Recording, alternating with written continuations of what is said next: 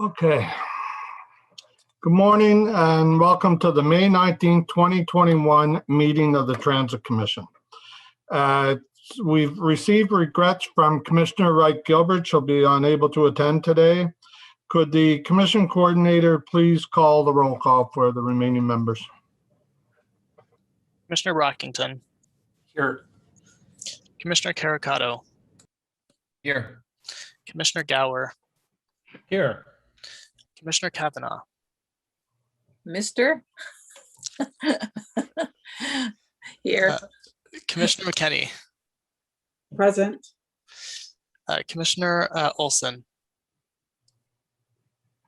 Present. Commissioner Suds. Here. Commissioner Tierney.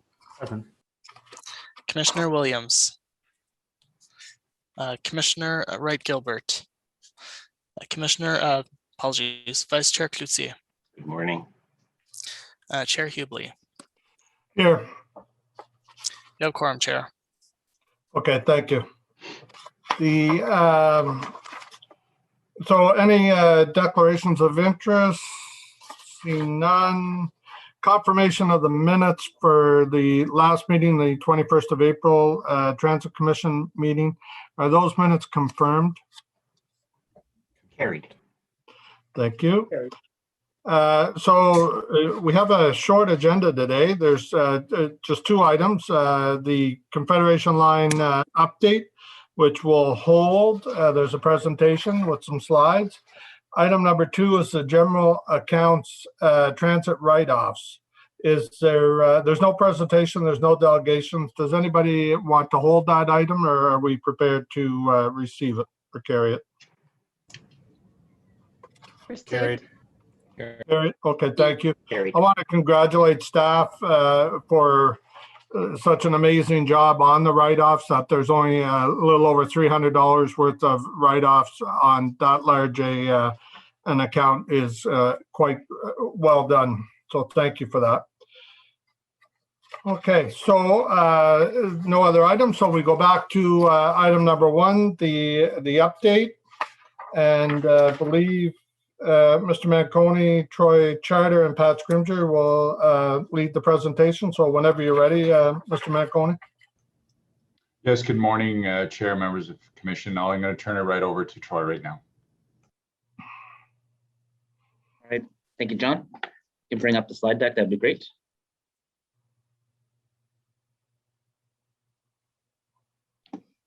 Okay, thank you. And we'll right into the overview and then to the first slide. So like previous presentations, performance of line 1, followed by some information on the rectification plan, train wheels, transit recovery update, and COVID-19 will be updates from my colleague, Pat. So Eric, if you can just go to the next slide. So it's the overview, and then the next slide after that would be great. So, you know, for the month of April, we ended off at 99%.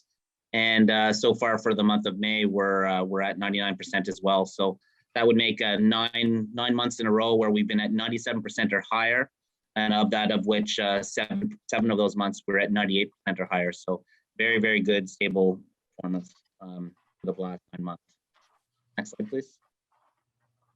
So the slide shows the, as I said, as previous presentations, it shows any sort of fluctuation day to day. The dotted line across the top is 97%. So again, we're seeing both the good performance on a monthly basis, but we're seeing very, very good consistency on a day-to-day basis. Most days, you know, 97, 98, 99% are right around that level, and we're not seeing those drops that we saw in previous years. Next slide, please. And then the last one, again, it's the combination of the two slides together. Again, it's just a different way of showing the same thing, but 99% for April and May. Very little variability, and most of the variability we see is that 97 to 99 range. You know, we're seeing fewer and fewer days that where we drop below that 97, 95%. So it's all pointing towards, you know, we're trending in the right direction. We're stable, and we've, you know, our customers are seeing good service both daily and on a when you aggregate it on a monthly basis. Okay. I'll move forward next. The next slide is the rectification plan and other works. So As previously communicated, five of those 7 items are done: switch feeders, catenary system, traction power, passenger doors, and vehicle HVAC. The coupler inspections, they're just finishing up the last couple of vehicles this week and into early next week, and then all that work will be done. Recall that was that was one of the more newer issues that came up that was potentially causing some of this in-service disruptions. We haven't had any of those disruptions for months now, but they were doing that complete fleet check and doing any sort of associated works with the couplers. So that work is almost done there on the last couple vehicles now. The seasonal track work, that still is progressing well. We're still working to finalize those plans. RTM have secured the specialized equipment. I'll show you on the next slide some pictures. We anticipate that this work will be taking place in June, and we're just finalizing the actual start date and time and that sort of stuff. Most likely there will be some temporary service closures for that to allow that work to go on, and it'll be fairly extensive. The auxiliary power units, the CVS units, just wrapping that up, the remaining few vehicles on that, and then the fine tuning of vehicle braking systems is going to continue. And then, as previously stated, although the work is considered complete, it is going through that independent assessment to validate that the fixes are long-term, they'll be able to sustain, and they actually do correct the problem. So that assessment's ongoing as well. Next slide, please. So just a few pictures. The pictures there, you see that at nighttime where the equipment is actually grinding. That is work that was done last year on the rail line, and just show it here to show the extent. It's fairly significant work. They grind the rail, they repolish it and make it smooth. And the actual equipment that we're getting this year is what you see in the other two pictures. That big long piece of equipment there. That is rail grinding machinery. This is currently working at a property in Vancouver. This was just about a month ago. I believe the equipment, this equipment does travel all over North America, and it gets booked months and months, if not years in advance. So it was in Vancouver, then it was coming to a property in Ontario, and then it'll be coming to us right after that. So it's planned for June, but that's the equipment that we're going to see on the line that's going to be doing our rail grinding from end to end. And we do anticipate that once that work's done, that we'll see some improvements in terms of noise and vibration that is impacting the customer experience. Next slide, please. And then with regards to train wheels, the inspection and replacement work continues, and it is working on both sites. I can't stress this enough. Until the work is complete, the daily inspections of the fleet will continue, and it is continuing. And then, as always, the TSB is continuing with their independent investigation, and we continue to engage with them as well as any other parties that we need to, whether it be the chief safety officer, the regulatory monitor compliance officer, any sort of experts that we need. We have people on call and available to support us in that regard. And at this point, I'll turn it over to my colleague, Pat. Thank you. Thanks, Troy. The next slide, please, Eric. So in April, ridership was down a little bit because of the lockdown and the stay-at-home order. So ridership in the month of April was at 19% of its usual levels.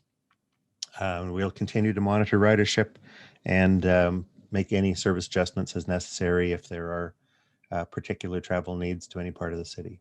Next slide, please. Since the beginning of the pandemic, we're now at 124 OC Transpo staff who have tested positive for COVID-19. 106 of those people have recovered and are back at work. 18 are self-isolating and recovering. And another note that as of last week, all frontline transit workers are eligible to book and receive a vaccine. The next slide, please. I believe that's the end. We'll be happy to answer any questions you have. Thank you very much for the presentation, folks. Is there any questions? No. Vice Chair Kluge? Sure. Thank you, Chair. Thank you for the presentation and for those updates. Just as a matter of interest, when do we expect the rails to have to be replaced? they get maintained and there's a grinding process on a periodic basis. When does that have to be replaced?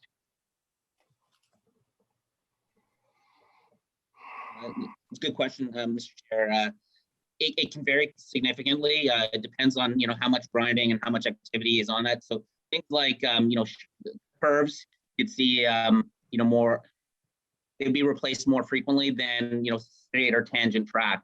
But you're talking several years before you'd be even looking at replacing track. But curves would be replaced first, and then you'd be looking at tangent track. And it all depends on the amount of work that has to go onto it. But it's many, many years before you're looking at replacing. But on an annual basis, though, you may be looking, what they do to maintain the track is they may cut out little sections of track to deal with the expansion, or they may add in sections of track to deal with the contraction in the winter. So there's always those adjustments that are going on the track. So they're always working on it, whether it's grinding or adding little segments or taking little pieces out.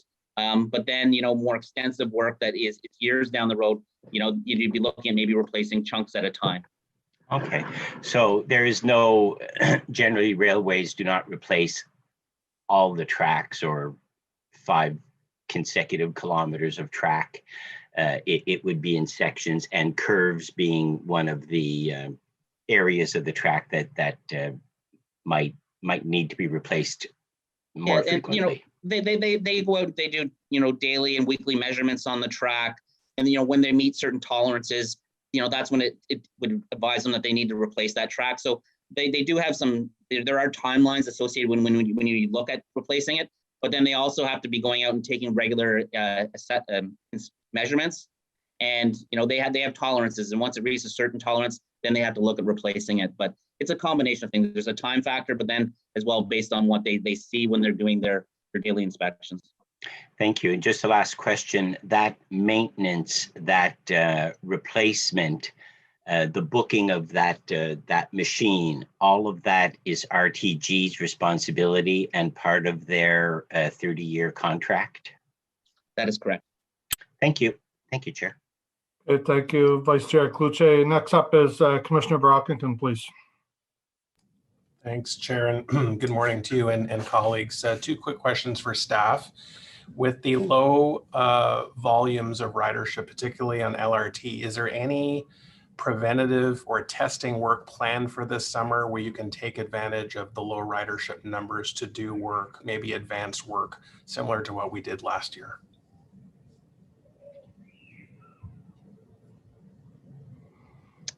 Yes, Mr. Chair, we've we continue to offer and make it known that we want to continue to leverage this period of low ridership to do things. There is lots of work that is going on that we have been able to leverage this time. There's some work that's going on with respect to the vehicles, some of the rectification work, in terms of the fine tuning of the brakes. We've been able to do some things at nights and overnights and in evenings. Obviously track work is a big piece to this. But we've continually talked to them about, if there's opportunities to, put another train in to troubleshoot something, we'll do that. And we continue to offer, if there's opportunities to, do temporary closures or something like that would allow them to expedite some work, now is the time to do it. And, it's becoming more and more evident that we need to do it now because, with the vaccine rollout, hoping that ridership will return once, we start to see more and more people vaccinated. But yeah, no, that is a constant conversation with them, and we are leveraging it for several things. Great. And my other question to Mr. Scrimgeour through you, Chair, is just regarding your ability to amend the bus type on routes where we may be seeing above average ridership. How quick are you able to ascertain the need to switch out a regular bus to an articulated or double decker should volumes be higher? What are the triggers for you to make that decision? So the triggers are that there's observations being made all the time, of course, by the operators on the buses, by the customers on those trips.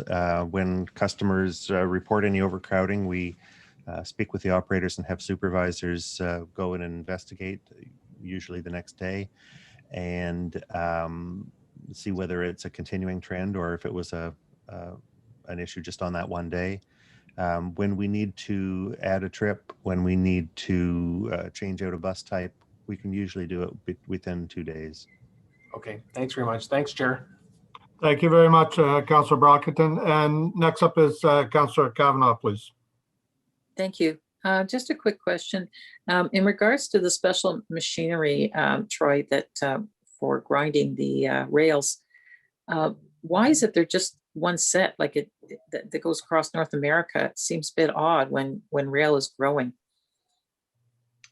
Yeah, there are multiple companies that do the work, but you know, the equipment does tend to get booked, you know, months and months in advance. And you know, that's why, you know, railroad companies, they need to be proactive in thinking ahead of what, you know, what we're going to be doing next season. So there are, you know, it's specialized equipment. It's very expensive, and you know, that's how the industry is operated. Is that these large pieces of infrastructure, capital investments.